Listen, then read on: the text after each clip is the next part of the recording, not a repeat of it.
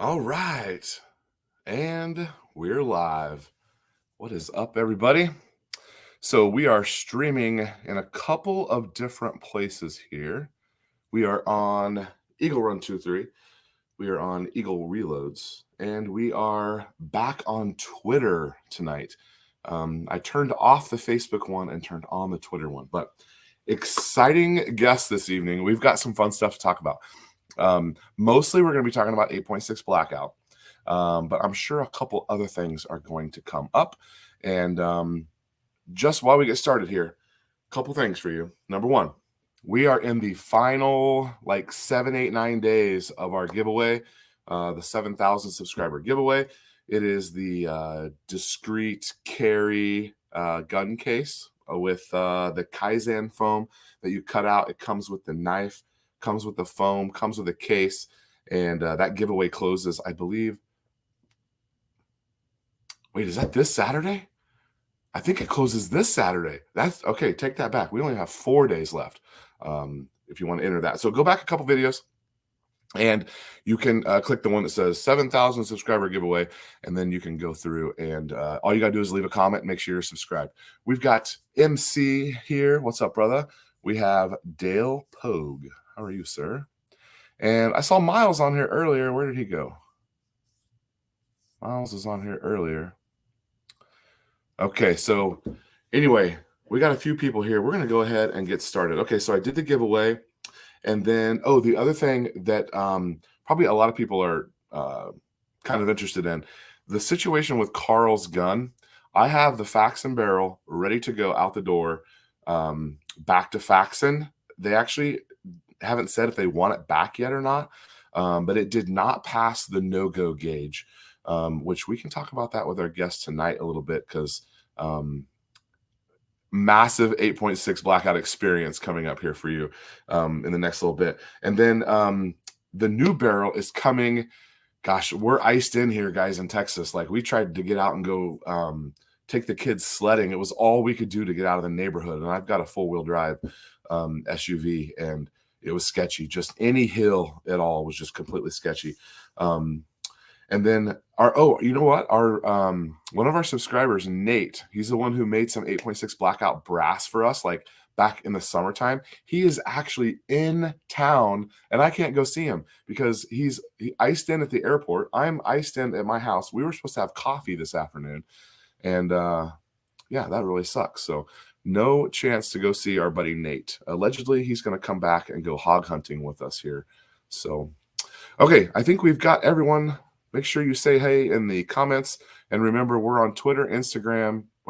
Twitter, Reloads, and Eaglerun23. So if you see a comment up from one of the other locations that are watching. Okay, so let's begin here. I want to bring in our guest. Here is Brian. How are you, buddy? Good, man. How's it going? All right. Okay, so you're on the East Coast somewhere, right? Yep, I'm in Florida. Oh, you're in Florida. Okay, Florida. Man, why did I think you were in South Carolina or something? Florida. So okay, and you're I found you on the 8.6 Blackout Facebook group, and you and I started messaging back and forth just in the comments, and then I think I sent you a message on Facebook because you seem to have tons. You were way ahead of me in the reloading game and the building the 8.6 game, and so I'm super excited to have you on. I've got a ton of questions for you. So do you want to just take a second and tell your experience? Let me ask it to you in a question. How and why did you decide to start into the 8.6 Blackout project? Where did this come from for you? So I'm an FFL and an SOT. I go by Practical Tactical Firearms on Instagram. PTF Brian. So I do concierge stuff or boutique stuff. So we're always building weird stuff for customers who want something. We've done a lot of crazy pistols and bolt action. And when 8.6 came along, I wasn't going to do anything until it was actually a real round. And within the first week, I had gone so far down the rabbit hole, it wasn't even funny. I think in the first month and a half, I probably shot 1,500 rounds and had everything possible to reload and remanufacture with. I did not know that about you. I thought thought you were just like really psycho into the 8.6. I didn't know you were doing it for customers and stuff too. That's awesome. Yeah, so we started doing a lot of like crazy boutique stuff, and we started when the mini fix was announced. God, what 5-7 years ago, we Uh-huh. had started building 300 Blackout bolt gun pistols off Remington Actions with either So cork cool. sword Love chassis those. or stuff like that. And lots of hunting with it, backpack guns. My kids were just getting into hunting, so I needed something we could fit into a deer blind with three of us. Right. So we've done like 10-inch SOCOMs, 10-inch Blackouts, Grendels, arcs, like you name it. If it was an odd round at the time that we could try out in something more specialized, that's what we were doing. And then we partnered with Patriot Valley Arms, and then Yeah. Josh would PVA. custom make us specialized barrels in whatever length we wanted, whether for Tika or whatever, as a prefit. Wow. I didn't know that you knew that guy. Okay, awesome. He made some. He was trying to make some 8.6 bullets. I don't think he's made any yet. Yeah, no, he was doing some Blackout stuff too that I was testing for him. Okay. He made me some 6.5 Creedmoor stuff. And I ordered them and he's like, because I messaged him about them. I'm like, hey, are these the right weight for you want? He's like, hang on, let me send you something. Let me send you something. So I placed an order for some, but then he sent me something else that he made. I haven't even reloaded those yet. I've 6.5 Creedmoor's collecting dust on me because 8.6 is ruining my world right now. Okay, The so Cayugas? no, Senecas. Yes. Okay. Some Seneca bullet that was a different weight than what I ordered that he wants me to try. I think he even sent me. He might have even sent me a powder load. I need to go back and look at those emails. So anyway, I didn't know you knew him. That's awesome. So they can make barrels for anything, right? Yep. Anything. That's cool. He just did my 7 PRC. Okay. So do you do, other than hunting, are you like a PRS shooter or just? Nope. I used to be an instructor, and I used to teach intro to long range and intro to long range hunting, because most of the stuff I did was hunting. So we would get lots of. I worked part-time at a gun range when I used to live in Jacksonville, and they would get all of these affluent customers to come in that wanted to learn Yeah. how to shoot distance or go hunting, and they would pass them off to me. We would do an intro class, get them all squared away, and then they'd be ready to either shoot something at 300 or 400, or then go on to a real course that was more of a Oh, that's longer, more in-depth fantastic. course, and they didn't feel like they didn't know anything. Dude, that's awesome. That would be a fun thing to do, to take people to do that. I'm sure there's some certain personality types that may not be quite desirable to be around in that category, but man, that would be I didn't know that you did that either. I just tripled my knowledge about you here just in the last Yeah, that little was bit. a Okay, blast. so long range, like how do you define long range? Anything past $1,000. Okay, anything past 1,000 yards. Okay. Yep. And then we Okay. we always talk precision versus long range. So Right. if you're not shooting an MOA at that distance, then you're shooting long range. If you're shooting an MOA or better, then you're shooting precision. Okay. Okay. I like it. So All right. if you're I'm smacking a new to 10-inch that steel at stuff. 1,000, then because a 10-inch steel at 1,000 is one MOA. So if you're consistently hitting a 10-inch target at 1,000, you're shooting precision. If you're shooting a 36 by 36 piece of steel at 1,000, that's just long range. Okay. So I've only been to 850. That's as far as I've been with the 6.5 Creedmoor. But I need to go back. And I actually had an instructor who kind of showed me how to do it. And I think we had like a 4-hour session. It was awesome. Had so much fun doing that. I can't believe I haven't been back to go do it again. I swear I'd be back the next weekend. And then okay, so the 8.6 was interesting to you, and you decided to jump in, but you're reloading for this caliber also. So what are some things that you've had success with? The Maker 350 subs have been absolutely amazing. Yeah, that's what. And then just supers have been hit or miss, because Okay. I'm not seeing the performance on soft tissue that I expected, and it's dropping energy faster, and I'm also not seeing it do kind of the damage I was hoping it would do. So like I've seen some people posting about like pass throughs and all sorts of stuff with different types of bullets where they're not expanding, they're not opening. Seen all sorts of weird stuff. Yeah, I just think that I haven't tried Maker's new 220 grain supersonic bullets yet. Okay, neither have I. But that's next on my list to try once some other projects get finished. Have you and those are from Paul at Maker, right? Yep. Okay. Have you talked to him on the phone about 8.6 Blackout? Oh yeah, we went back. I was one of the first 10 people he sent the 350s to test out. Okay. Do you know that he is he's a bit of a doubter on this caliber? Yeah, and with good reason. Yeah. So do we want to talk about that at all? Sure. Because there is let's propose it. See, I put this in the thumbnail because I figured that we would get here. There's some myths about this cartridge that maybe it's marketing, maybe it's hype, but I don't know. I can't figure out a way. Okay. I've talked to some I have a family member who is in the mechanical engineering field. I have some mathematicians in my family as well, an extended family. I've had conversations around Thanksgiving dinner tables about this before, and no one can prove to me that the rotational energy does what people say it does. So I fully buy into that theory. Yeah. But that's also the biggest detractor to the round because that's what's causing the pressure issues. Right. Because think about it. Most guns are set up to spin. I mean, Blackout in a 1 in 5 is crazy fast. Right. For 300. So when you're putting that much powder into a case for a supersonic load, yeah, and you're trying to get that big 338 caliber, 200 plus grain bullet spinning down the barrel, that's where your pressure is coming from because you're taking all that extra energy to try and get that round spinning. So that's where you're creating your back pressure. Right. Which makes sense. And when you see the ballistics of it hitting, hitting gel, I know you've shot ballistic gel before. Like, it's wicked to see what it's doing. Like, it's definitely doing something more than a 225 grain bullet out of something else. That spin is doing something. I think the round was overhyped for the distances, and I don't think they talked enough on the subsonic side about the spin drift. Because it can be like 6-8 inches. Yeah, at 300, which is huge. You're right. Yeah.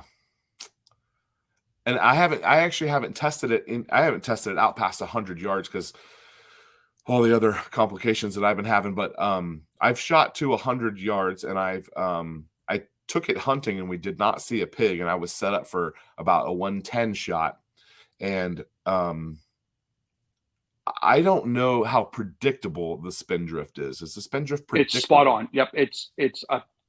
If you know anything about distance shooting, okay, it is 1,000%, totally predictable. It is, you can dope it out to whatever distance you can call for it just like anything. Yep, all day.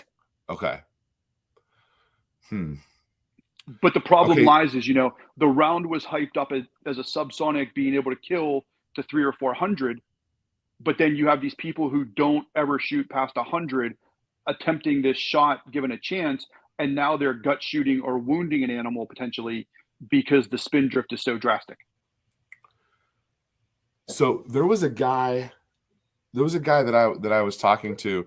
I don't remember. We made email contact or something. And this was in the summer. And I was, as the best I can tell, I was the first person on YouTube who was an average guy who just built a gun from stuff when it was ordered and shipped in.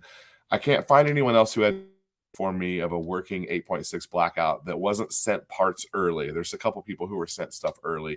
Now, a lot of other people had them done. You probably had one done before me, but as far as like making content on YouTube.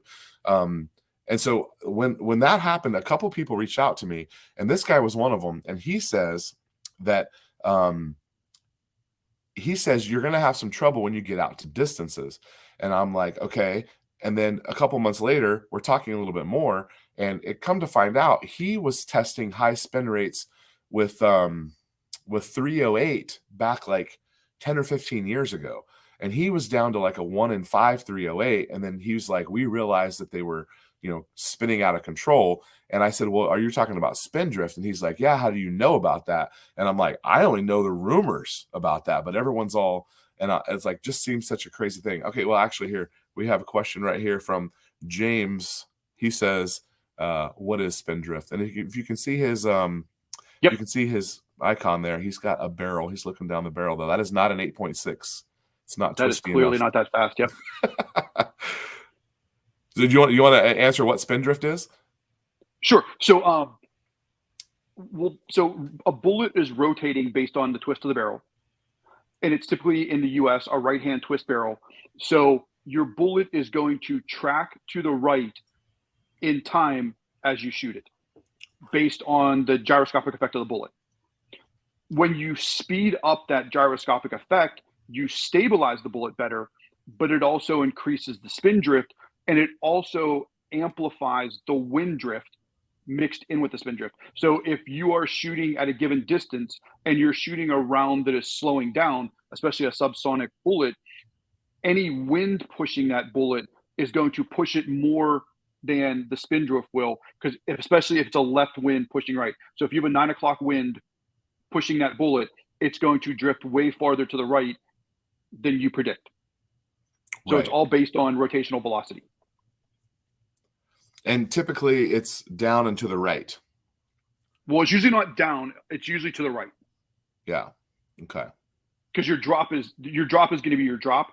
And if you're doped out at whatever distance, you should still be hitting exactly where you're hitting, but you will then be able to mark it at what distance it is going out. So I had a big discussion with a YouTube person who disagreed with the spin drift. And my comment was, watching their videos, they were shooting at a 24-inch target at the same distance I was shooting at, and all of their shots were at the far edge of the target. I was shooting at a 12-inch target, and all mine were shooting off of the right edge. Right. And then David Stark and I, who owns Discreet Ballistics, had a great conversation because we've known each other for years. And he put a great post up on the Facebook forum for 86 Blackout, really getting into the spin drift. And that one person was the only person that kind of came back negatively on the spin drift. And again, it's what we talked about earlier. There's a difference between long range and precision. Right. So if you're shooting at a 30-inch target and you're hitting it with subsonics at 300, great. But if you're shooting at a 10-inch target, which is the vital signs of an animal, and you're hitting off the edge, clearly something is happening. Vitals. Right. It's the minute of deer theory, right? Exactly. Okay. Well,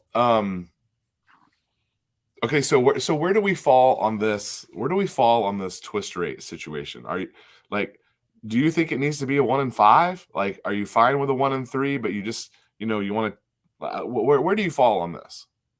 Oh, I think a 1 in 3 is amazing. From the stuff I've shot with it, it definitely, and seeing what the pedals do. Yeah. Either in ballistic gel or, on the pigs and deer we've shot, it's substantial. And the effect on the soft tissue is huge. Why can't we get a math equation to show that? Well, because Brian Litz hasn't come out with it yet. Okay, well, Paul says he's got one, and he says he's going to come on the channel and show it to me when he's done with it. I haven't talked to him about 2 weeks. I was going to let him get through SHOT Show and then try to reach back out to him. And then my week has been weird because I'm snowed in and I'm doing all sorts of different stuff than what I normally do on a Tuesday. I don't even know what day it is. It's Tuesday. Okay, so all right, so you're happy with this round. You're going to keep shooting it. Are you a fan? Yeah. Yeah, I mean, it's a cool novelty, but so is 338 Spectre. Okay.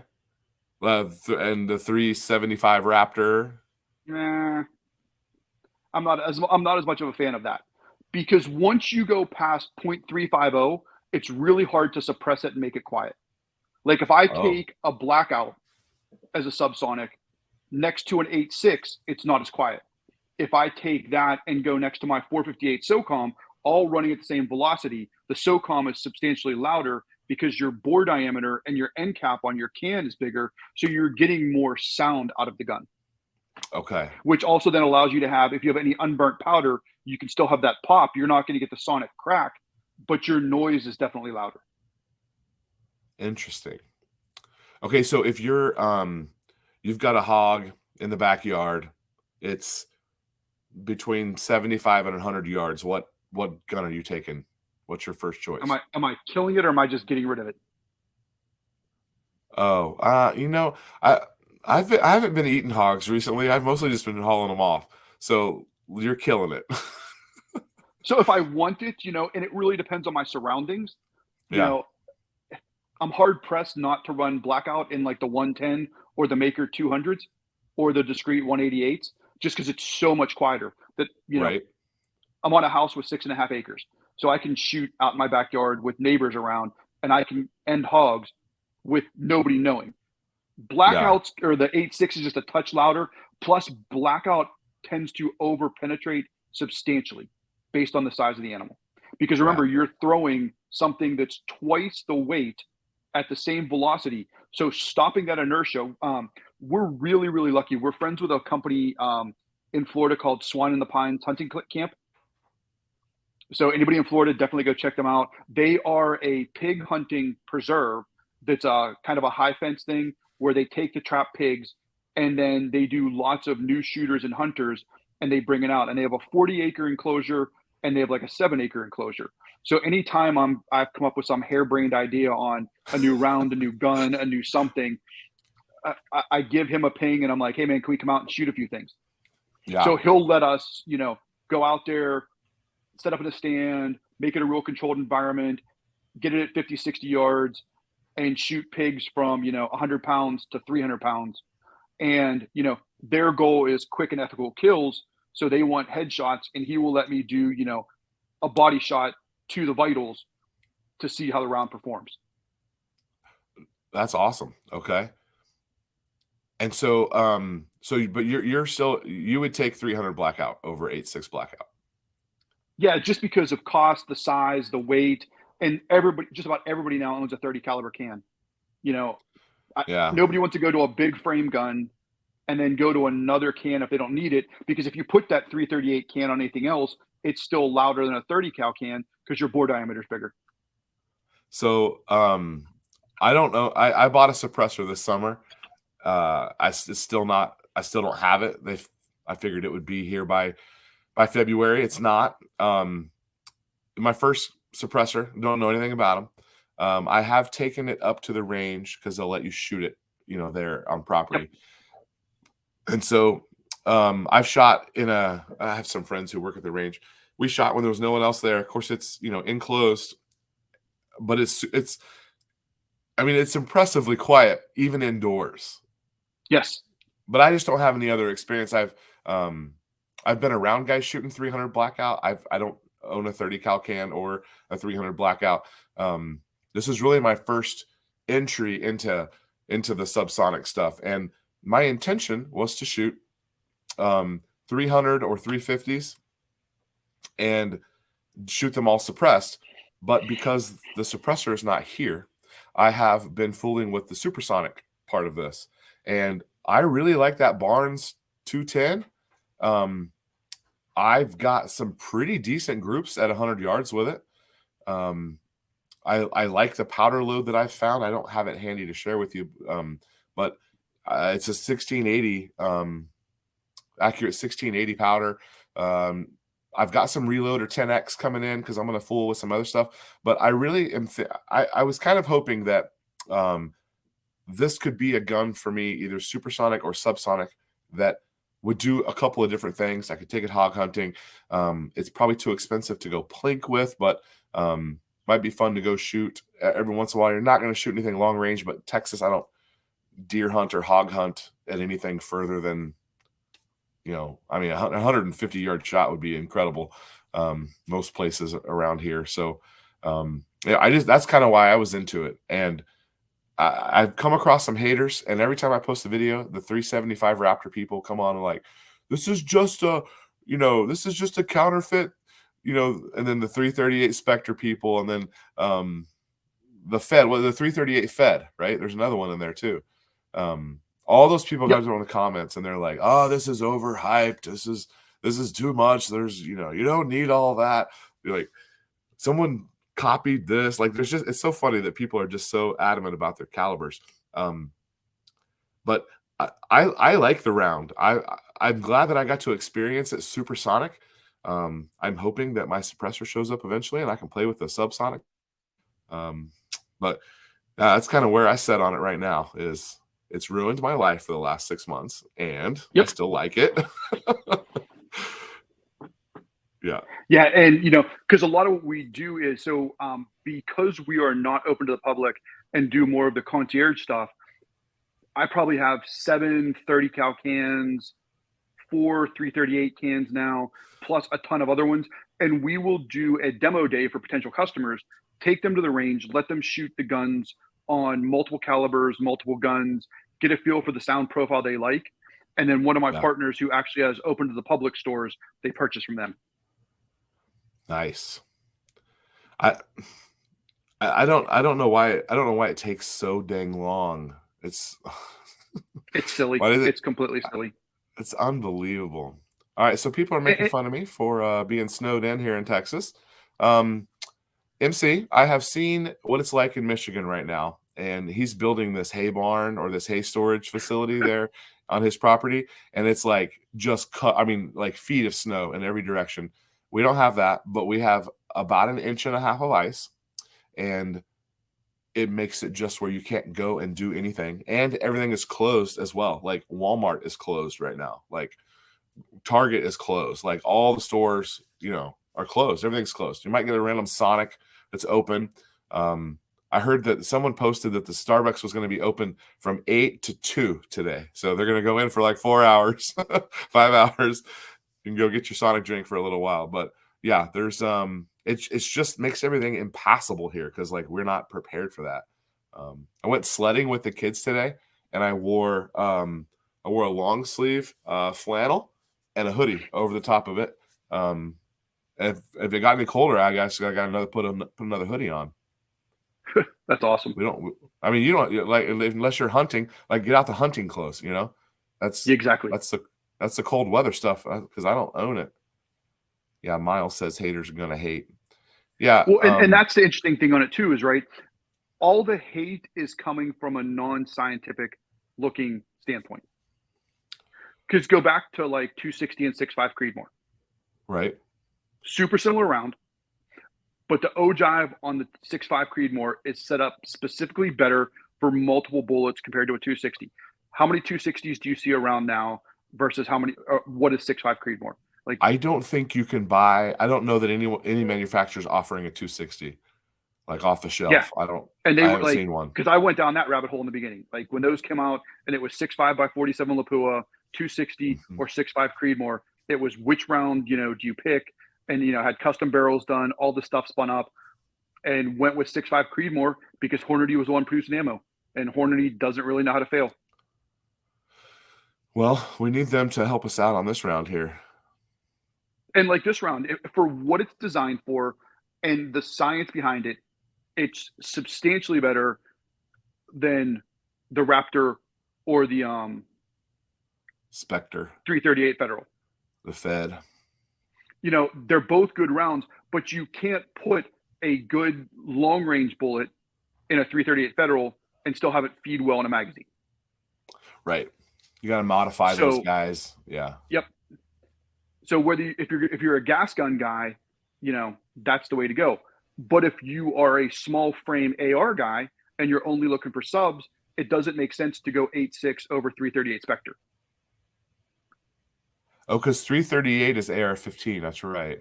Yep. See, I had never even heard of that. All you're doing is getting a can.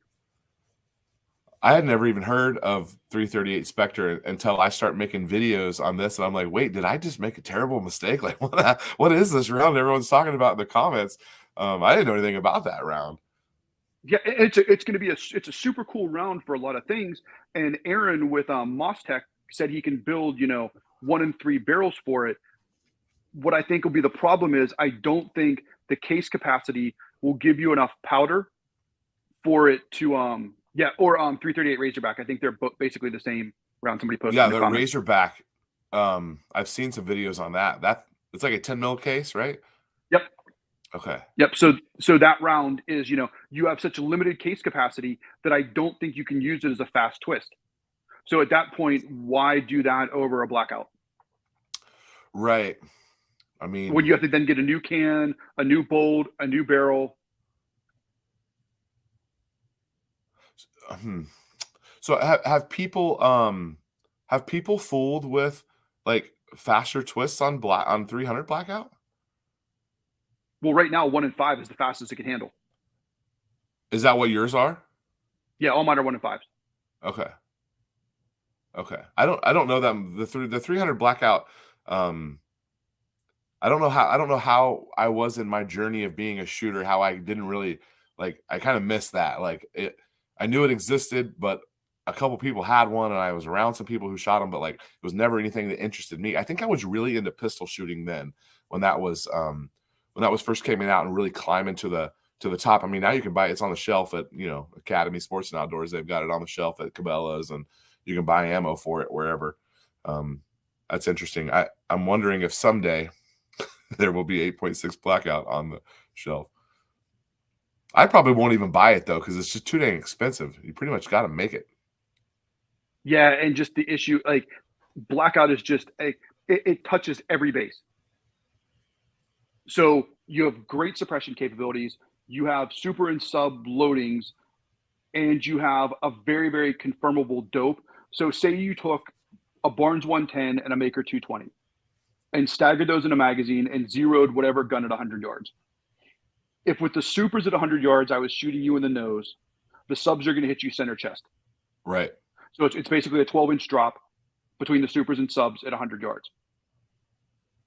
So it's a great round for that. And if you get into the heavier bullets and the 1 in 5 twist, then it gives you the rotational velocity, which keeps you ballistically stable, which gives you the better accuracy as you're getting out to that 150.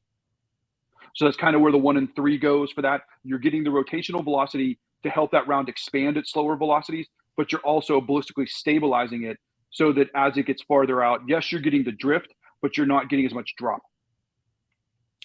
So I proposed a scenario where there was a pig in your backyard and you chose the 300 blackout. Yep. What is the scenario where you would grab the 8.6 as your first choice? If I was hunting and I didn't have to worry about a backstop, because again, like we've shot so much with it that at 100 yards, the Maker 350s completely punch through a 150-pound pig and just you watch them skip across the ground and go.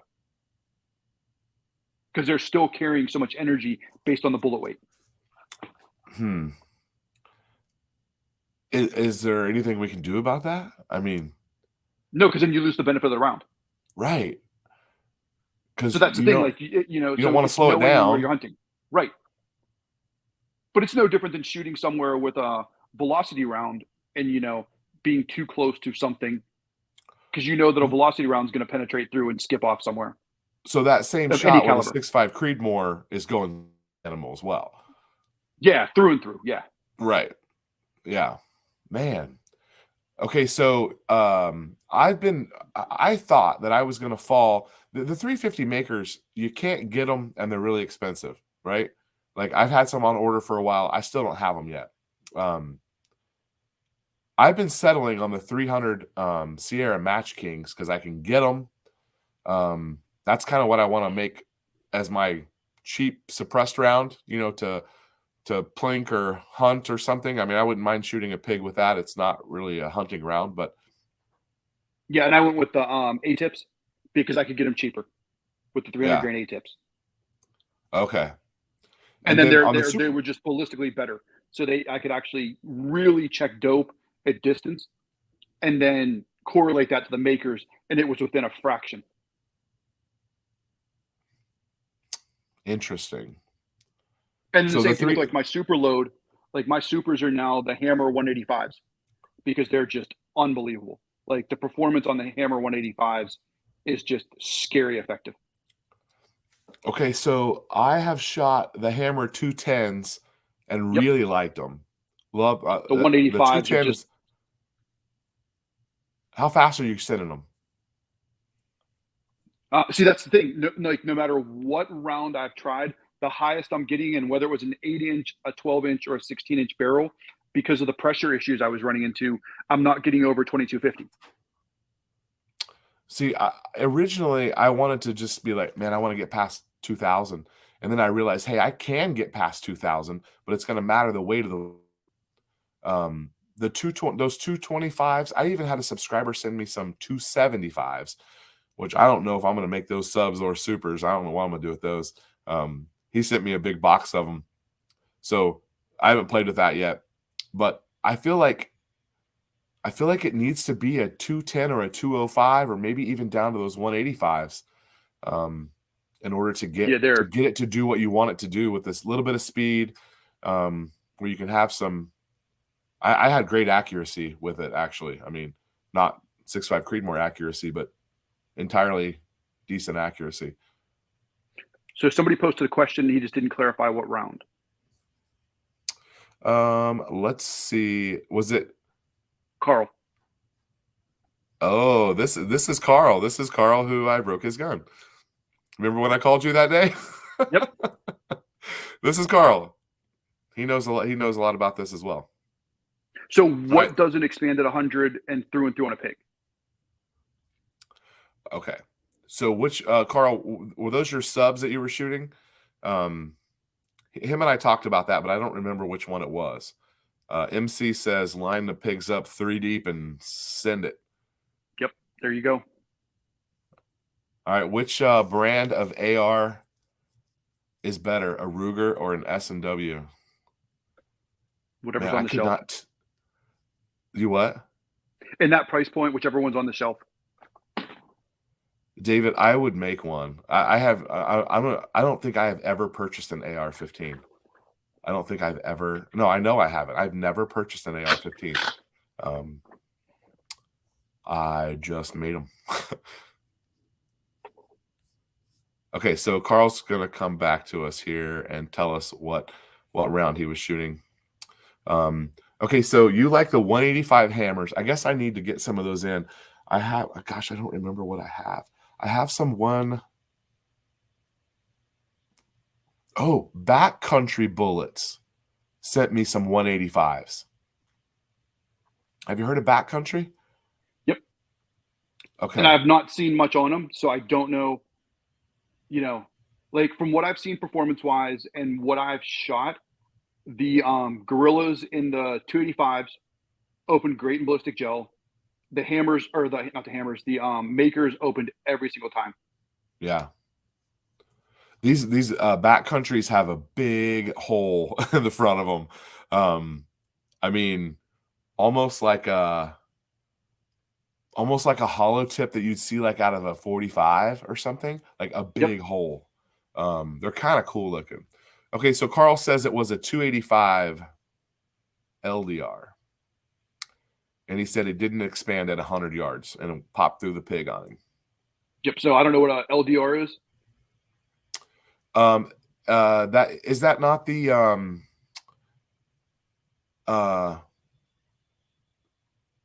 is that not the Hornady ELD? Is that what he means? Yeah. If it's a Hornady ELD, it's definitely not going to expand. It's just going to punch right through. Yeah. Okay. Kind of hard to do. Oh, I forgot David's in Alaska. Yeah, he's gonna have to buy one. I ordinarily I would have said S&W, but I kind of like Ruger right now. If you've got them side by side right there, the S&W's got that sporter that's like a slick side one. That's like a real cheap one. People have a lot of luck with that. If it's got some more features on it, Ruger's got some. I don't know. I used to pass on Ruger, but I kind of like some Ruger stuff these days. All right. I knew this question was coming at some point. Anybody try a cast bullet for the 8.6? Now there's some. I have some reloading buddies that swear they can reload for this, and I don't know that I want to be the guinea pig, but from what I can tell, it's going to be tough to make a cast bullet for this. Yeah, if you like your can, you've got to add something to it besides the lead to keep it together. So they've got these guys in there. Some reloading guys who do their own casting. Dude, those are And a they're nuts, different man. They're guy. nuts. I love it. I'm for it, but I can't be a part of it.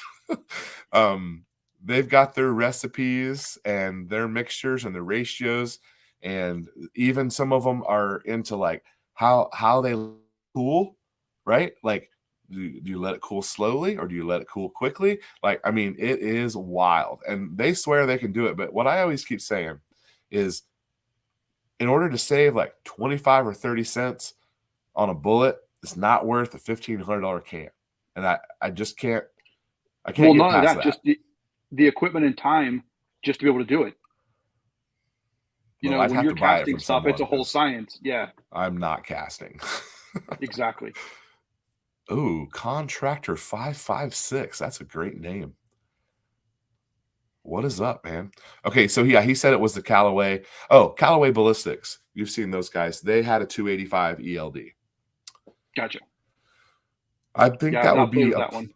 I think that would be a plinker, maybe not a hunter. Okay.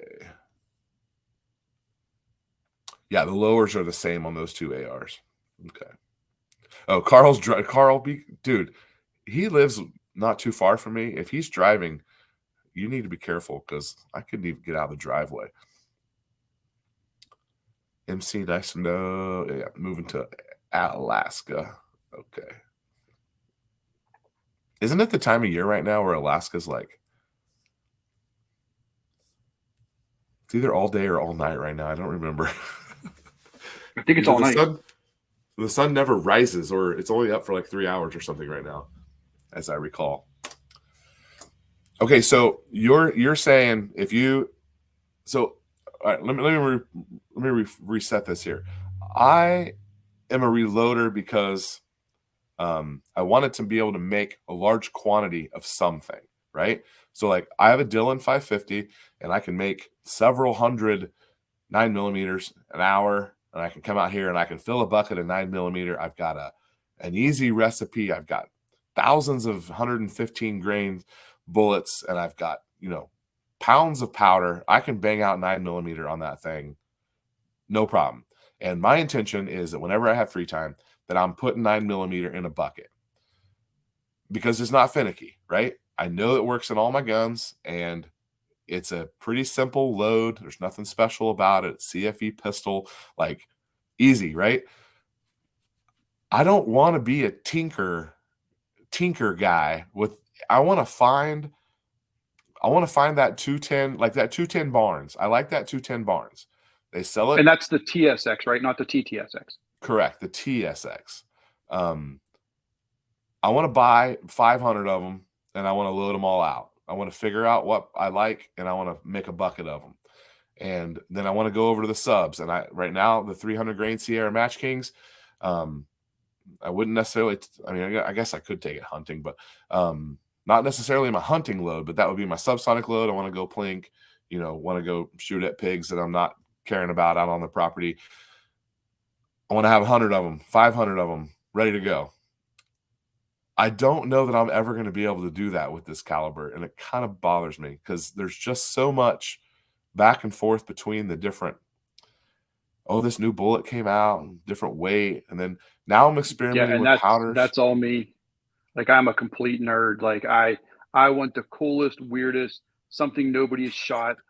Like, I used to run I had a Desert Tech, and I had a 16-inch barrel done for it that was a 1-in-8 twist in my 308. And I would run the Burger 185 Juggernauts. And at 1,000, I had better ballistics and better drop with a 16-inch gun with those in a 1-in-8 twist than I had in an 18 or 20-inch gun running the 175s. Huh. You figured that out. Like, you had to find that. That's that was just a node. Yeah.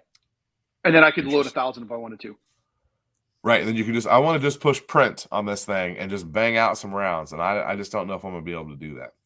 Yeah, I don't think – I think it's going to be on subs, on any of them, it's going to be – that's the challenge because, again, like my 2 cents on your gun issue was an overcharge. Because I've shot so much super in subs that the only times I had close to a catastrophe was when I started high and worked my way back. Because why start low? Yeah, well, I started low. Yep. Come on, man. Safety third. I didn't know I was doing it wrong. I thought because I do being... everything single stage. Like I have a single stage press. Everything is just, that way. And I'll load 5 different ones of 5 different loads and go out and run them. Are you ever going to remember which one that you want to make a bunch of, though? I'll never end up making a bunch of something other than the makers and subs. Like I have the makers and the A-tips dialed in for subs, and I could load 1,000 if I wanted to, and that's where it'll stay. And so what powder are you liking for subs? The 110 because it's quieter. H110's been quieter. So I started off with 296. 296 was a little scary. 1680 was good, but 110 was more consistent. I needed less grains, and it was quieter. So you don't think I had a bridge load or whatever? Nope. Too little powder in there. I'd bet my mini fix that you had an overcharge. Oh man. What okay, how do we feel about this headspace issue? Do we think that there's anything to that? Or do you think I did that? It's all myth. It's all myth. But you think I did that because his barrel doesn't headspace anymore? You think that was? I think that was done when it happened. Yeah, I think it. Yeah, because it's still. I think you tweaked the upper. Oh, you think I tweaked the upper, like the upper receiver? Yeah, because, or you tweak the barrel extension and just expand it a little bit when it blew like that. Because I think the way the bolt locks in, right? So I think you stretch something just enough because again, head spacing, like we just head spaced 3 8.6 bolt guns for customers, and between go and no go is half of a turn on the threads on the barrel. Yeah. So it's barely even measurable. Yeah. So I have the upper right here, and I looked up dimensions, ran caliper all over that thing. The upper receiver seems fine. Well, but I think the barrel extension on the barrel stretched out a little bit. That's what I thought. From the overpressure. Okay. Yeah.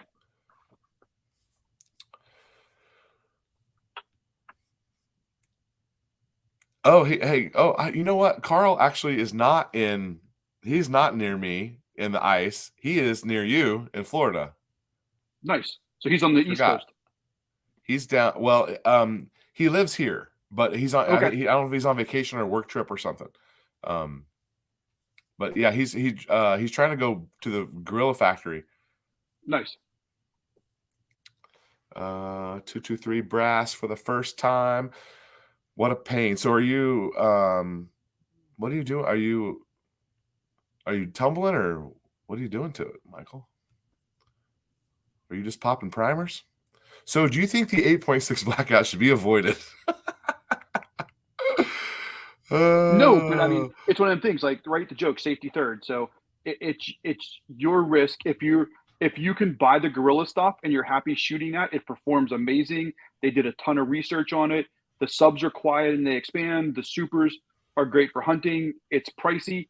If you're going to buy a gun and just run that all day, if you're going to experiment, be prepared to have issues. Is my opinion on that any different than yours? If you're not reloading, then yes, you're pretty much going to have to avoid this, at least for a while. Maybe in a couple of years, David, there'll be some 8.6 blackout on a shelf that would potentially simplify some things for someone if you're just building a gun. I don't know what your capabilities are, David, but if you're building a gun and you're reloading, it's a great project. You'll have a great time. You'll spend a lot of money. You'll love it. Yep. I mean, I went out and bought 2 boxes of ballistic gel just to test what I was shooting and loading. Aren't those gels are like $40-$50 a piece, aren't they? They were like $150 a piece. Oh, did you get some big ones? How long are they? Yeah, 16 inches or 18 inches. Oh, I think the ones I was looking at were they like 10 by 10 or something? Yeah, it'll punch right through them. They're like $50 or $60 or something, but the long ones, yeah, those are pricey. And I went with 10% versus. You only shoot them 2 or 3 times before they don't have the same little pattern, right? Oh no, you just melt them down again. You buy a tray and put it in the oven, and they melt down, then reseal it. You could probably shoot them 100 times before they start to get cloudy, and then you really can't see the track. But you can then, you can keep shooting them. You just then have to pull the bullets out to see how they expanded and how far. Interesting. All right, you want to talk about brass? Sure. Okay, best brass to make 8.6. Hornady 6.5 or 6 Creedmoor. I've had better luck with the Hornady 6 than the 6.5. But I shoot a 6 Creedmoor, so I had a lot of 6 laying around. Yeah, and I shoot a 6.5 that I reload for, and I have a lot of 6.5 laying around. So why don't can you like briefly run us through your process when you're making brass? Yeah. So I do everything on a single stage. So what I'll do is I will lube the case, punch it down through a Hornady die, and then I have D. Wilson made a cutter adapter, and I have one of the high-speed cutters. And once I cut a couple hundred pieces, or once I form a couple hundred pieces of brass, then I go in and set up my cutter, and then I burn through, those and cut them, and then I just deburr them and camper them. So we make like 100 at a time? Oh, usually 200 or 300. Okay. Now, but you're reloading them as well, though, right? Yeah, and I'm such a nerd that I will, shoot 50 rounds at the range through a suppressor. They're dirty as hell. I'll come back, deprime them, and reload them right then. Like I don't even clean them. I don't check anything. And I probably have 10 reloads on half of my original Q brass without cleaning it or anything, and it's running great. Yeah. So the only different thing that I do is that I've got the little Harbor Freight chop saw. Yep. I'm chopping down from there. That's the only difference for me. And so far, I think I've only made about 200 or 300 cases, and half of those I've reloaded 5, 6, 7, 8 times. I still have some original Q brass, and then the new brass that Gorilla put out actually says Gorilla 8.6 on it. Nice. Have you had some of it? Nope. I bought 500 pieces of converted brass from D. Wilson Manufacturing. He converted Hornady stuff, and no issues with those. They all ran great. All I did was lube them and run them through my sizing die just to make sure they were all uniform, because he was doing it through a Dillon, and I just don't trust how a Dillon is compared to a single stage. Yeah. So originally that Q brass allegedly is Hornady brass, right? Yep, and it's soft. This. I find it to be pretty soft. The Gorilla brass now that says Gorilla 8.6 on it, it is Starline brass. Lance confirmed that for us on the live stream, and allegedly Starline will be producing this for us to buy at some point. I don't really know. Like, I don't know. If you're reloading 300 Blackout, are you making that brass every single time, or are you going to go buy a bag of 300 Blackout brass? Like, I'm going and buying the cheapest brass subs I can buy, enjoying shooting those, and then coming back, and I have a stainless steel tumbler, and I clean it all and then deprime it and use that. Because if you're going to make Blackout brass and you're going to make subs, you have to anneal it. So like I went down the rabbit hole of getting a really good annealer, because if you don't anneal it the way the shoulder is, if your round is just a little bit thick, what happens is you compress that whole Blackout case, and then you waste that casing and the primer, and you've got to then pull the bullet out if you want to reuse it. Yeah. So after going down the rabbit hole of, getting some that somebody had made and just having a fiasco, it was easier just to buy some decent, plinking Blackout subs and then reuse them. Yeah. Interesting. Okay, so he says, this is our buddy MC. It's like restoring a car. Yes. It's a hobby, the whole thing, the reloading. Yep. The whole thing. Yeah, I hope that I did not discourage you, David, because just because you're not a reloader doesn't mean you can't enjoy this round. I hope that I wasn't too much about that, but I feel like in the long term, this will come around to where it's maybe a little bit easier for people to. The barrier of entry is a little high right now. That's kind of my position on it. And I've watched a review. There was a review from a channel on a YouTube that I'd never seen these guys before, but it's like 4 guys, and they went out and bought a Faxon 8.6 Blackout, and they got I think they had ammo from Gorilla, and they had nothing but problems with this thing. It was like it was a 16-inch gun, and they were shooting subsonics, and they didn't have a cannon, and they had nothing but trouble with getting this thing to cycle. And I feel like if you were the reloader, or if you made the gun, you probably could have headed some of those problems off. But yeah. Well, it's kind of pointless to shoot subs out of a non-suppressed gun, because it is a nightmare to tune it to run with that. And especially since you're running a pistol-length gas tube on those gas guns, at that point, then you got to open up the gas port, because you have no back pressure to keep some of that in there. Which is why. Go ahead. And especially if you're going to a 16-inch barrel, because now you're losing all of that. Which is why I ended up doing a supersonic gun and a subsonic gun. I've got 2, because I don't want to fool back and forth between gas blocks. Okay, I wish I could reload. I used to make blunt point arrows when I was younger, and reloading is something that kind of caught me off guard. I thought I could just kind of do it and not it take over, but the reloading part is what's taken over. Lee has affordable reloading kits. Certainly they do. And James is They're just not in the same ballpark as Hornady. I'm sorry? I said I have a couple. I have the Lees and I have the Hornadys, and there is just no comparison. Oh, on some of the reloading gear? Well, especially on 8.6. If we're talking 8.6, like the Lee 8.6 is nowhere near what the Hornadys are. Like the dies and stuff, yeah. Yeah, they're not as nice. They're not as clean. They don't work as well. They don't load them as nice. See, so James, I mean, if you're doing this, so like you would, it's basically the same process. Yes, 8.6 is, I guess, officially a Wildcat. The rumor was they were going to Sammy spec it by the end of 22, but I don't know how or why that didn't happen. That was some people were telling me that. It probably just takes longer than what people were hoping. Yeah, 277 Fury was supposed to be Sammy 2 years ago, and it's still not out.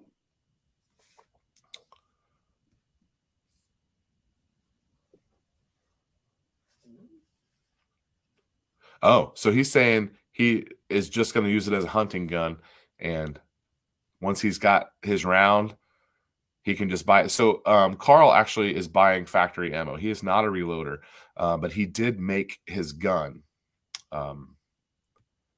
It's in pieces behind me over here, but he did have it put together. I'm going. Yeah, you said it was an arrow, so it was a great set. Yeah, arrow upper, arrow lower. I only have the upper because it's I can't have the lower because it's an SBR, but I've got the upper. And see, and you just said the magic word. I think that is going to make or break 8.6 in the next year. Because I mean, it is truly designed for 12-inch. 16 inch is a waste of the gun, and it makes it real touchy when you're doing the load, because you have to load everything completely different. It doesn't work the same, so you're not going to be able to buy the same ammo. And the same thing with 8-inch. 8 is great for subs, and it just doesn't want to do it for supers. Yeah. Okay, so any YouTube sensors or anyone coming through here, this is not anything. This is simply just a tube right here. But I have got several of these that are completely devoid of any little indentations or anything. And from what I understand, this is going to be what allows me to have my 8-inch upper. No nothing on it. Yep, we're going to flash back to the old days when that's how pistols were. Right. Now, the problem is going to be the optic, because And it's gonna have to be a red dot because of the eye relief. Are you familiar with this part? I still think an LPVO will work. You think but the eye relief design, it has to be designed that far away. Who's ever Otherwise, going to hold that? I mean, everybody, back in the day, we held them the same way. We chested them. So I have this little turret. I've got this little Callaway turret guy right here that's made for ARs. I'm going to put the pistol buffer on there. I'm going to set it in the turret.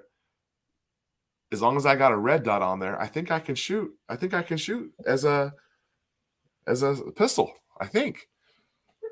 Well, yeah, you can shoot, but then you kind of lose the benefit of some of the two. Like, again, I if I'm hunting with it, especially when I'm deer hunting, I want the accuracy and the precision. So, but again, I'm not an SBR fan because I hunt out of state too much and I don't want to go through the paperwork of always having to. That's the benefit of being a dealer. I just take it with me with my FFL. Yeah. Man. And that's again why, I don't know if you've talked to Ryan Beck at all from Base Camp Guns. He's the one that made my 12-inch cross and stuff like that. He makes some amazing barrels and does some great work now on 8.6 guns. He's currently building me a 510 Whisper because that's the new project. Ooh. I've seen some people posting about this. I don't know anything. Yeah, because somebody on the 8.6 forum got me all spun up. He sent pictures and then he private messaged me and sent me pictures of kills and stuff. And yeah, now I'm down that rabbit hole. So now I need a 50 caliber can too. Okay, well, you're sending me down a rabbit hole when you send me this picture of your 458 SOCOM next to your 8.6 Blackout round. Yep, and that one we just had done. So that barrel is a 16-inch carbon wrap barrel, and a standard SOCOM barrel is a 1 in 16. And because we're only going to shoot heavy subs, we had it done as a 1 in 10.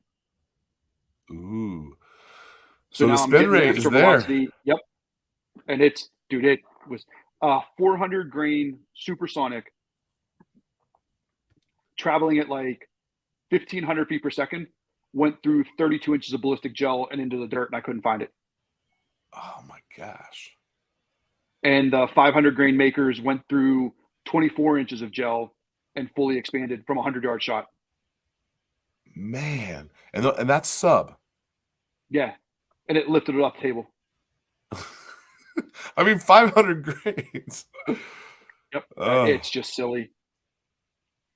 And it's just as quiet as the 8.6. Okay. Normalizer says he's getting into reloading. He's learning on 22 Creedmoor. Would the 8.6 shoot better with a slower twist rate for supers? Potentially. Then just get a 338 Federal. Yeah. And then you can buy ammo and barrels and stuff easier. Oh, David's throwing Wildcats at you. You need a new boutique round? Here you go. This is a 7mm. What are you going to call it, David? You got to name it. You got to have some sizzle behind this. So you're going to stuff a 7mm bullet. Wait, I don't think that works. Am I wrong? Yeah, because a 7mm is smaller than a 308 and Blackout's 308. So you would actually be necking it down from a Blackout. Oh, David. I don't know, David. Maybe you have to come up with some sizzle for this name here if you want to sell that. I'm for it though. You heard it here first. There's a 6mm 223. What is that called?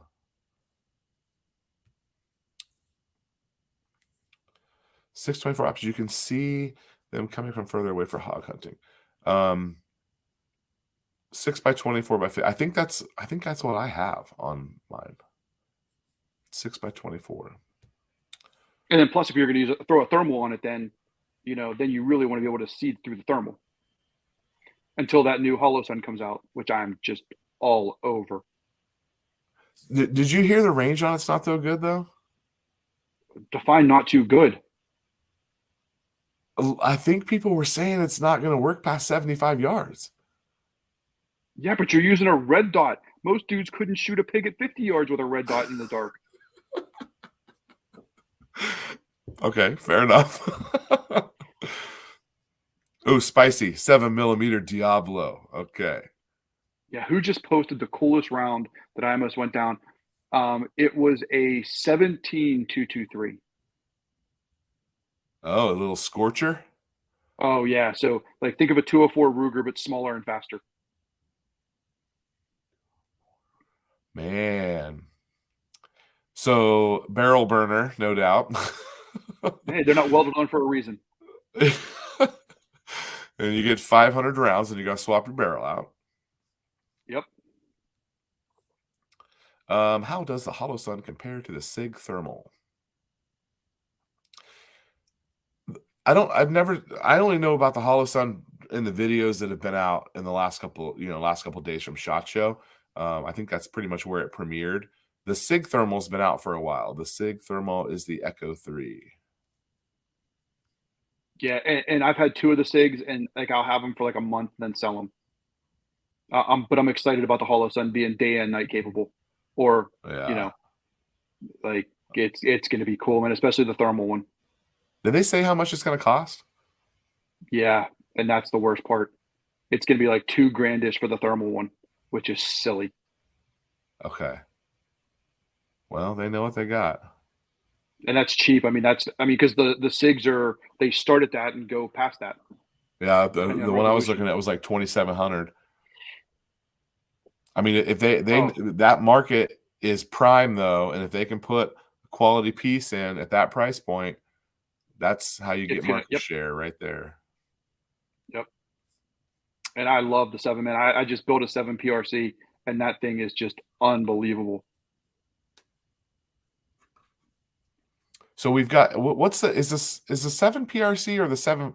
Which is the one that just came out here this fall? 7.5?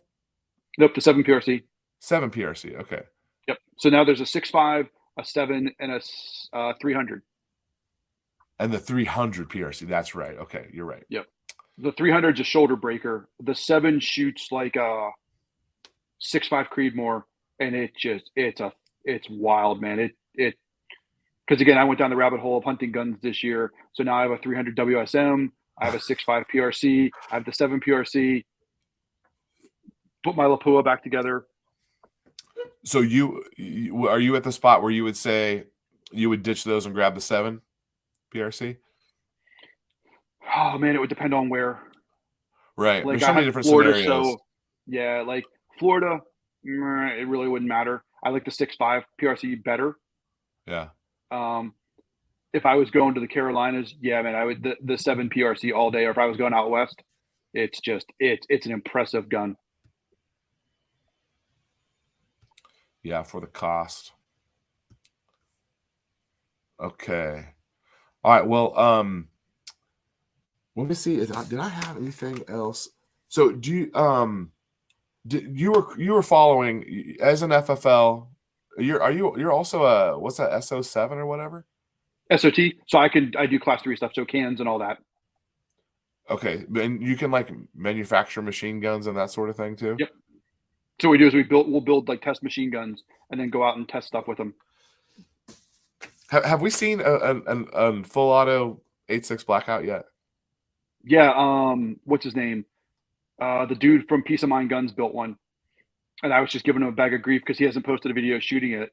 And I'm like, dude, you built one. Why not just throw a mag through it? And he was struggling getting ammo at the time too. Well, there was a time when someone had a lower and they were going to let me put my upper on it, and then they backed out. So I had someone who was going to let this happen. We were going to do it at the range, controlled environment. I was trying again. That was something I was like, man, can I put that on YouTube and be the first one to do it? That was so probably cool. 6 months ago, and I had the ammo saved for it, and we were going to do it. We were going to try it suppressed as well, full auto suppressed. Yep, I would donate a box just to have that go. So, but anyway, the dude backed out on me and said he didn't want me to use the lower for this. It was experimental or something. Which is fine. It's his, it's his lower. He can say whatever. I don't. Yeah, if I can find a cheap lower, I will do one. Too much unknown, I guess. Yeah, do it. Send me a video. I'll credit you. Make sure that everyone knows who did this. So what about this? Are you going to there's an FFL meeting, I guess, tomorrow about this pistol brace rule? No, I'm just I'm counting on all fingers that it's going to be overturned with all the lawsuits. Right. And because it went live today, right? It hit the registry It today. got put in the registry today, yes. So our 120 days are ticking. Yep. Okay, so most people are in the middle finger category, but if you want to post anything on YouTube, you're gonna have to be a little bit more compliant. So I'm hoping that they're gonna say that that's not enough surface area and that that's good to go. From what I can tell, that should be fine. And then I also heard that CAC braces, the Shockwave has a separate approval letter, not affected by the ban. Yep, and I have no problem switching. I mean, that's what I used originally, so I have no problem going back to Shockwaves on the stuff that I. So I have 3 or 4 of them that have never been on a gun before because there's more comfortable options out there. Yep. But I guess that's what I'm going to have to do is move to the Shockwaves. Allegedly, they have a separate approval that allows those to be fine. So listen, I think there's 49 people watching right now. To the 49 people watching, if you want one, you better go grab it because they're going to be a run on them in the next 24 hours. If you want a CAC Shockwave, go get one, or 3, whatever. If you want to make one for the future use, I figure I'm going to have to streamline some of my lowers here because I don't know if I don't know that you ever have watched my videos, but I am constantly building a new gun, right? Yeah, in fact, that's how I found you. And when we first chatted on Facebook, I had been watching your stuff because you were one of the first ones doing stuff. And I'm like, God, dude, it can't be a week. Come on, put this together so the next one's out so I can see what you're doing. Yeah, it was slow going early on the forum. So I was like, I don't know who to reach out to, who this dude is. And I wasn't going to be a creeper like posting a message on the video. So yeah, I've been watching your videos since you started doing them. Okay, so I'm always building something, and I think I'm going to have to slow down on the lowers if I want them to be, I don't know. We'll see what happens with the lawsuits. But I was actually convinced that I was going to, I've got an NFA item already. So why would I, you know what I mean? Like I ordered a suppressor. So what am I scared about an SBR lower, right? Like people are all like, don't register. And I'm like, I already registered a suppressor. What's the, you know what I mean? Like I'm already registered. I got a suppressor. So what's another SBR lower? Well, it's not even just what's an SBR lower. It's the limitations it puts you under for certain things. Sure. The state to state thing, like you said, man, that's right, is a nightmare. Yep. Yeah. And then even like in certain states or, so like take hunting in a lot of places. In a lot of states, if you have killed your animal, you are supposed to unload your rifle if you're participating in any whatever, but they'll allow you to have a pistol. So legally, if you weren't thinking about it, you could be carrying that bolt action or AR pistol loaded and you're not breaking the law. Right. Man. So there's lots of stuff where it really affects things, and that's why it's an issue. Yeah. I don't know. Some parts of me think, man, I wish I had just filled out the SBR paperwork and had one headed my way. You know why I don't have one is because all my lowers are 80s. They're all 80%ers. Yes, so, all you do is serialize it and then Form 1 it. Right. But that's why I haven't done it yet. Because I haven't started that process. So I need to figure out, I need to figure out how to get serial numbers on there. Like in Texas, you have to like turn something in, and I need to look into that. Yeah, I know a dude with a laser that does all kind of laser work.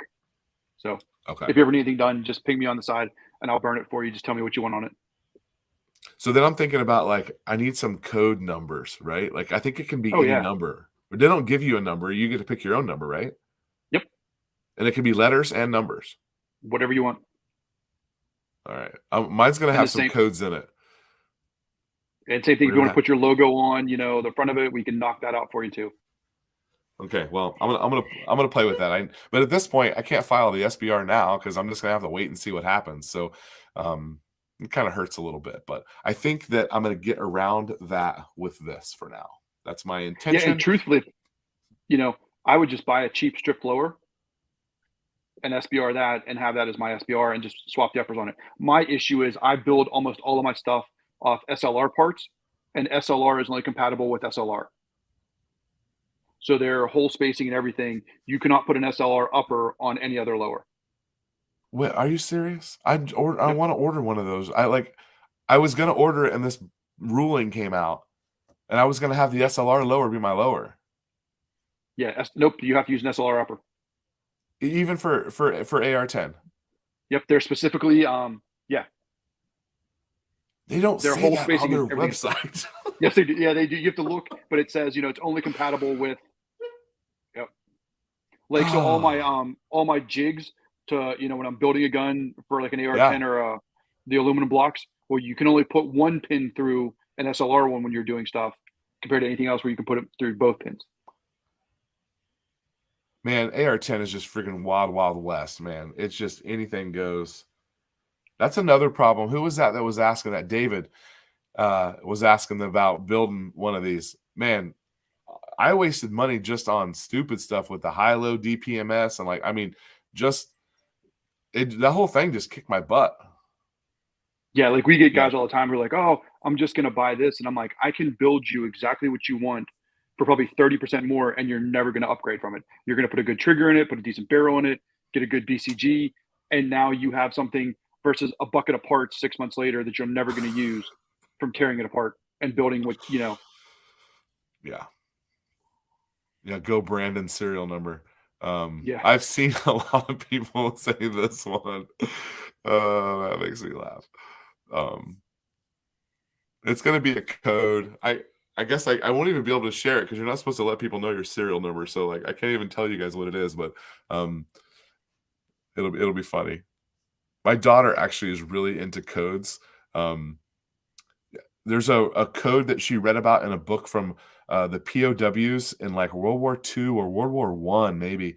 POWs use this thing called knock code, and it's 3-digit by 3-digit, and the C and the K are combined, and you tap in successions. It could be confused with Morse code, but it's called knock code, and it's really simple. Like if you could knock on the wall in between the bedroom, spell stuff back and forth to each other, and she loves it. And she's 10 years old, and she thinks it's so cool because no one knows what it is. But it's we went down the rabbit hole on the hobo alphabet, and we had a bunch of stuff because so hobos used to like put all these hieroglyphs across different things as you were traveling. So they had one that was a triangle.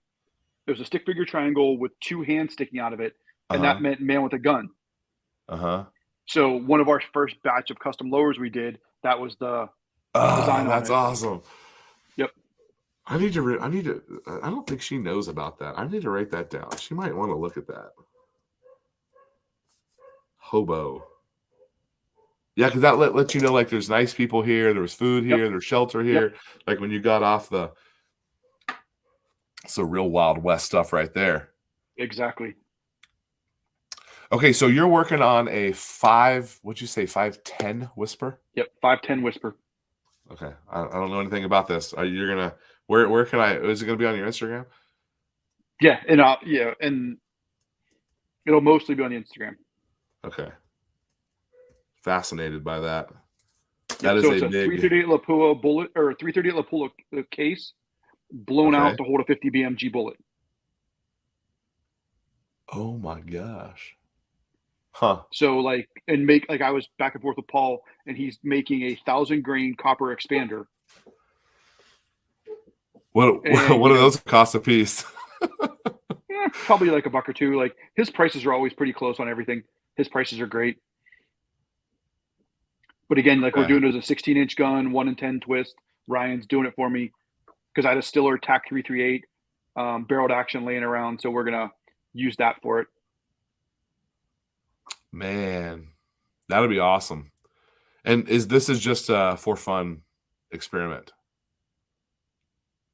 Yeah, it's that rabbit hole of 8.6 and the 458, and it'll be when he showed me the pictures deer hunting with it, that's what really sold me, because it's like a broadhead, man. It just punches a hole through, no meat damage, and basically you're hitting something with 1,000 grains. Like, I'm trying to remember who the dude was I used to watch on YouTube that had one of the first 458 SOCOM bolt guns, and he was shooting doe at like 300 and 400, and you would watch this thing come through like a mortar, and you would watch these does just buckle and I'm like, I need one of those. 458 bolt gun. Yeah, 458 SOCOM bolt gun. That wasn't supposed to happen. Oh, it's just cool, man. It shoots about an MOA with subs at 100, and it's just a thumper. Okay, so he says it must have been World War II. All right. School counselor, what are you reading? Young Eagle23 reply, a book about a hobo life. Yeah. She reads everything. All right, 15-inch barrel with a 1-inch. Okay, wait. Okay, a 15-inch barrel with a 1-inch compensator. Yeah, it's got to be penned and welded though. You can't just wrench that puppy on there. You're gonna have to do the pin and weld situation. Am I right? Well, is it 16? Is it 16.1? Because remember, it's over 16 inches. So sometimes there's that variation where it could be 15.9. So that's why everybody goes to 16.1 on everything. Get a 1.1-inch compensator. Yep. Yeah, or have them just pin and weld it a touch out. Let's not get any dog shot over a 1/10 of an inch here. Yep. Cody down. Yeah, he says pin and weld. Pin and weld. I've never done that, but I think I could. Yeah, I can't. I change stuff way too much. Well, that's the reason why. Yeah, I mean, some of these guys are saying, well, they're just going to pin and weld their suppressor on their 12-inch gun. I'm like, God, that totally ruins the idea for me of like I have quick disconnects and everything. Yeah, see, I direct thread everything, and I pretty much have a dedicated can for all my favorite guns. But again, if something happens, then you're destroying something. And since most of the better cans now, the end cap is where it's serialized. So if you do something, they can cut the baffles off and re-weld a whole new can on for you. Whereas if you pin and weld that and something happens and they grind it off weird or whatever, now your can's done. Yeah. Just to make them happy. Well, they'll never be MC's happy. comment's awesome because that was my first gun, man. My first AR was like a 12-inch barrel with that fake, suppressor flash hider that was like 6 inches on the end. Back during the Clinton gun ban. Did you tuck it in your handguard? No, this was during the Clinton shorty, ban. Yep. So shorty handguard with all that hanging out. Yeah, this was back before a lot of stuff was being free floated. So it was basically like, one of the jungle recon it was guns. A2 sight. Yeah. Yep. Okay. A2 front sight. Interesting. I wonder where did all those guns go? Because like some people, I was into those. Well, you don't see them anymore. Yeah, no. As soon as the ban was lifted, everybody took them off and had them threaded. Yeah. Complained about the ATF come to New York.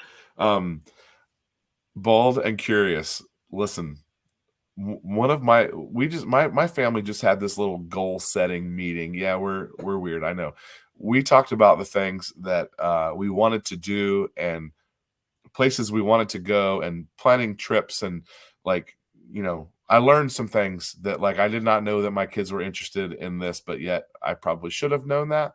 Anyway, number one on my wife's list is that she wants me and her to go to New York. Now, we have been married for 19 and a half years, and we dated for 7 years before that. And I have never set foot in New York, and my intention is to never set foot in New York. But she put this number one on her list, and I don't know how I'm going to get out of this. I tried to tell her that like New York was like it was in the 80s now where it's all dirty and crime ridden. She wasn't buying it. It's cool to see once. Like, I was there once. I'll never go back, but it was definitely, a cool experience. Just like Boston. Like Boston is if you like history, just an absolutely amazing city. Yeah, Make a trip out of it. Do the Boston and New York in the same trip. And just bang it out. I'm never going back. Never go back. I went to Chicago twice. I don't think I'm ever going back. Oh. San Francisco. I don't think I'm ever going back. We got engaged in San Francisco, and I will never go back. It has gone so downhill. Yeah. So, if y'all have any tips for any marriages that how to get out of going to New York, put that in the comments down below.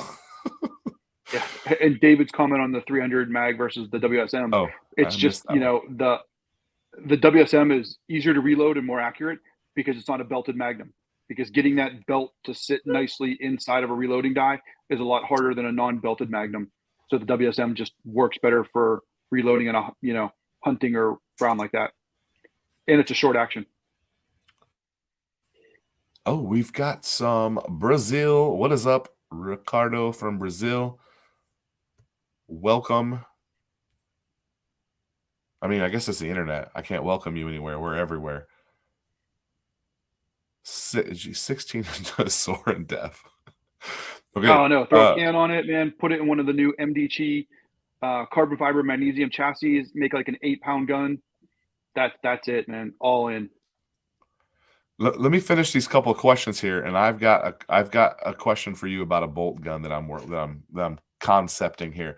New York is not that bad, but you got to stick to the tourist areas. Okay, all right. That doesn't make me feel good. All right, man, we don't even watch that stuff. We didn't even do that for New Year's. Like the ball drop. Like watch those idiots talking about like who's popular and don't hate on upstate New York. Man, I would go upstate New York are probably my people. Second to Boston. Carl's still listening. Carl's driving around, but he popped in here. He's listening.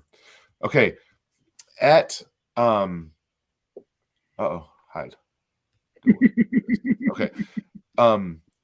At SHOT Show, there's a couple things that popped up that I find interesting. And I'm wanting to build let's just call it a PRS shooting capable bolt gun. I probably am going to choose 6.5 Creedmoor because I'm not very adventurous with my caliber selection. A barrel swap or a whole nother gun later. This isn't my one gun to rule the world. So if I find out later I wish I had a 6 GT or whatever, that doesn't bother me. I'll just build another one. But right now I'm reloading 6.5 Creedmoor. I've had some success with my gas gun. So at SHOT Show, two things I saw. One was the Solus action from Aero Precision, and also Faxon has put out an action. Do you think that you should go with a large manufacturer like that for someone who's going to home build this gun? A large manufacturer like that making an action, or should I go with a Bat or a Pristine, or there's only a couple $100 difference between all of these. So how do you find an action for a bolt gun that gets you excited? So I only run Tikas. I think they have the absolute best throw. Oh. So I just buy like the cheapest Tika I can find on a shelf somewhere, send it to Josh to have him pull the barrel, have him do a pre-fit for me, and then I'll get like 2 or 3 different pre-fits. And like he built my 6 Creedmoor for me. It shoots a quarter minute. It's been an absolute laser beam. It's about ready to die. It's now about 2,500 rounds, and he'll just spin me another barrel because for $600-800, whatever he charges. And I will never switch from a 6 Creedmoor because I just buy it off the shelf. It's cheaper than 6.5, and it's just ballistically a better round. Like a 6 Creedmoor ballistically is identical to a 338 Lapua out to 1,200 in Florida without the energy. So I can shoot my 6 all day for a quarter the price of my Lapua, but I can practice the same dope, the same wind holds, the same everything. Oh, interesting. And it's 30% less felt recoil than a 6.5. So where like a 6.5 is about 30% less felt recoil than a 308, a 6 is about 30% drop less even than a 6.5. less. Yep. And it's just, I mean, we were shooting at 1200, getting doped in on 12-inch targets, and I could stay on the glass and just hammer rounds out. Yeah. Where So my 6.5, it takes more to stay on the glass at that distance. This one here, you can't really see it, but this is a gas gun. It's a Grendel, 6.5 Grendel. Mhm. I did not realize how much fun that was to shoot. Oh, Holy dude, cow. yeah, I have a 12-inch Grendel that's just ridiculous. So, I mean, maybe I build a bolt gun as a Grendel or something. I don't know. I don't care about the caliber so much. I'm just kind of thinking about. So you're gonna go buy So I will send you pictures of my 12-inch Grendel carbon fiber barrel bolt gun. Okay. Okay, Grendel Bolty. Okay, I like the Grendel Bolty. I would love to do like, a short like maybe a 14-inch 6.5 Creedmoor. I think there's been some experimentation with shorter Creedmoors that are kind of fun. I just kind of like that look. Yep. We that build a style. 12-inch with BSF barrels. So we use one of the Yeah. BSF carbon fiber barrels, and like they are just lasers out to a grand. Yeah, Because you're only dropping about 300 feet per second. Yeah. And you're keeping the action because you're keeping a stiffer barrel. Okay, so so you wouldn't fool with a bat machine or a pristine? For the money, no. I mean, those things are like $1,200 or $1,500. Yep, you can buy 2 Tikas and have 2 different ones then. Man. All right. What? I don't know why I didn't think about that. Yeah, hang out with smart people like Brian. Well, I mean, like, and it's funny because I have a bunch of buddies who are high-end precision builders who build, some of the top PRS guns.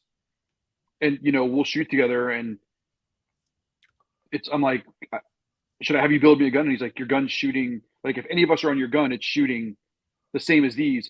The difference is you have a barbecue gun if we build it for you. So if I have a Gap, or if I have Josh build one, or if I have, I have a $6,000 gun that I can, throw on the table somewhere, and people are like, "Oh, what's that?"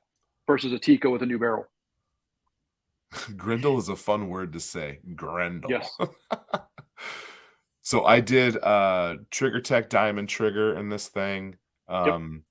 It's got a Odin Works barrel and bolt, adjustable gas block, all from Odin Works. And then it actually has that tracked optic that I was telling you about. Nice. I think it's a 20 Zoomy, but spent some money on that gun. Spent some money. Yeah, thanks for hanging out. Yeah, we're closing out here. Had to refresh 5 times to get the chat to work. Oh man, you just now wham bolt. He's got Bolt in his screen name. He might know what's up. Okay, well, I guess we can close out here and let you go. I super appreciate you coming on. I probably will. I know people don't really like to share their like their load data and stuff like that. There's been some good things that I found on that Facebook group. Where I messed up was, I guess I got out of what people were telling me to do, because I thought that I should go down a little bit for the sub gun, and but potentially I overcharged the thing as well, which is just a classic mistake. If I undercharged it, that means I didn't have the knowledge and I made a mistake on that perspective. The other one is a physical problem where I actually double charged it, and I don't want that to be the freaking problem because I was so careful. But anyway, yeah, I mean, I've undercharged them, and it's not enough. And I mean, it's kind of no different than if you were running Trail Boss in it. Okay. It's just a slower burning. I think you were just way over case capacity for what it looked like. There's no other. And again, that's coming from experience, almost blowing up 2 bolt guns. You're blowing up bolt guns. You're doing something. Oh man, like, yeah, primer's gone, firing pin's stuck, blowing out the extractor. Apparently gassers are a little easier to blow up. Yep. So, all right. Well, again, once you leave us your Instagram for anyone who wants to find you. Yep, and I'm just PTF Brian on Instagram. All right. And what was your shop? Practical Tactical Firearms in Florida. Practical Tactical. That isn't there that's a caliber 22 22 tactical, right? I don't know. I've had Those this are- for like almost 15 years now. Okay. Yeah, you got to use Karani's normalizer. Yep, either I have a lab radar and I have a magneto speed. Yeah, the magneto speed, I'm trying to get some adapters so I can get it onto my get it onto like an M-lock or something. Yep. And then I just got one of the trigger cams, and that's the coolest thing ever. No problem, Wambolt. You can come back and check it out. So it'll be uploaded here momentarily as soon as we end it up. So anyway, thank you again for hanging out.